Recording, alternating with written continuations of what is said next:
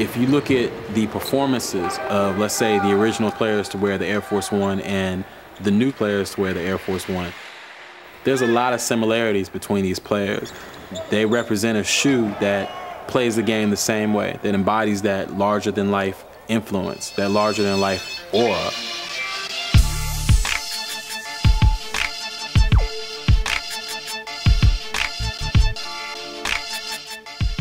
In 2006, a question was asked: how do you honor the past but at the same time define the future? For Nike, the answer to that question is simple. You push past every limit, and then you go further. And the Nike Air Force Ones came out, and we really swore by it, and we fiended for it. For us, it was like, you know, the Air Force One lasted way longer than any other sneaker I'd ever had. Well, when I played, there wasn't that many shoes to buy. Are you kidding me?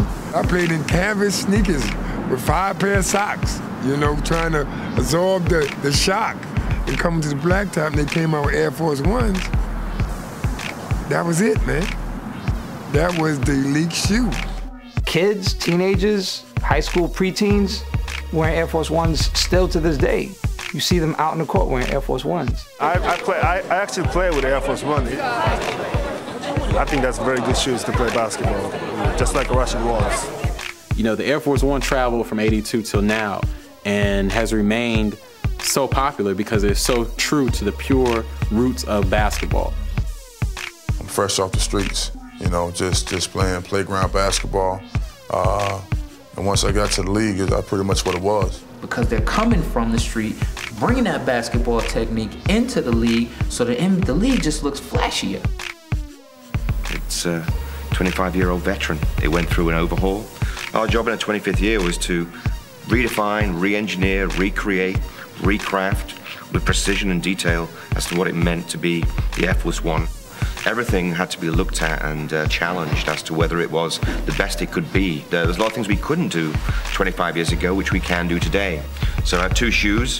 One is a new one is an old one. This is an older shoe. You can tell by the color and the texture of the leather, but also you can start to see from a craftsmanship perspective where things have been improved. So the shape, the fit, and also the color are very different in how it's executed. Now, 25 years after the birth of the One, 6 new players will continue this legacy, following in the footsteps of the original 6 players who put it down the first time. Amare, Stoudemire, LeBron James, Kobe Bryant, Vince Carter, Tony Parker, and Rasheed Wallace. You can go back to '82 and look at the way it was then and see it being the same way it is now. With every level of basketball, if you ask guys, you know, that's in the league now or that's retired from the league, to see Airs come up, to be affiliated with that, it's cool. It's an iconic shoe.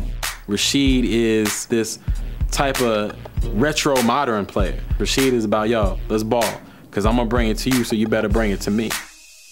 Him rocking the Air Force Ones and playing in them speaks to that shoe's consistent nature. It speaks to that shoe's technology, that a player could still wear a shoe that was created in 1982 and perform at the highest level possible.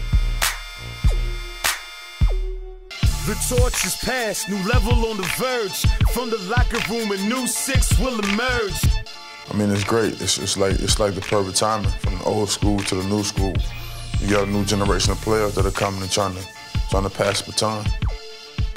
The new Air Force One product, it pays homage to the original 6, it pays homage to 1982 and what was going on in the game back then, but it also shows, look, if you thought the last 25 was crazy, yo, we about to bring it to you even harder.